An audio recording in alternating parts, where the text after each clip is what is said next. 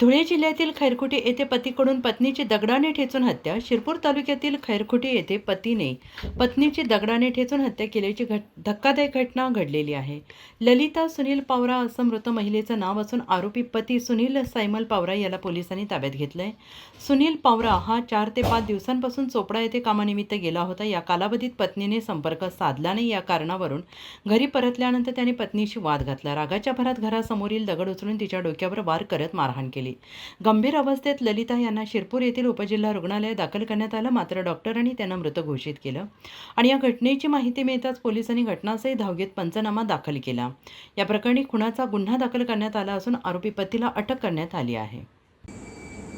काल दिनांक 19/4/2026 रोजी रात्री 8:30 वाजेच्या सुमारास खैरखुटी या गावामध्ये इसम नामे सुनील सायमल पावरा याने तो 3-4 दिवस बाहेरगावी कामानिमित्त गेला असताना त्याची पत्नी ललिता सुनील पावरा हिने त्याच्याशी फोनवरून बोलणी केली नाही.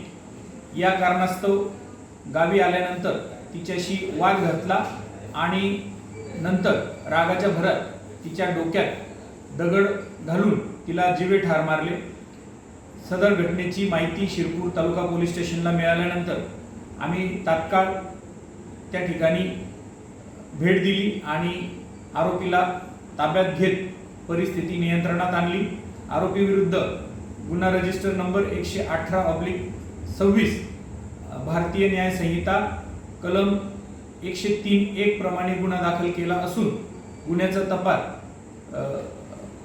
PSI मनोज कचरे हे करीत आहेत.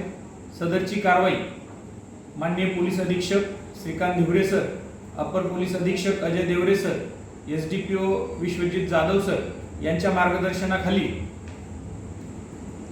PSI कचरे, पोलीस हवालदार राजू ढिसले, अनिल चौधरी, जाकीर शेख, संतोष पाटील, संदीप ठाकरे, पोलीस कॉन्स्टेबल योगेश मोरे, संदीप बांगर, चालक police head constable Altaf Mirza, Israr Farooqui अशांनी केली आहे.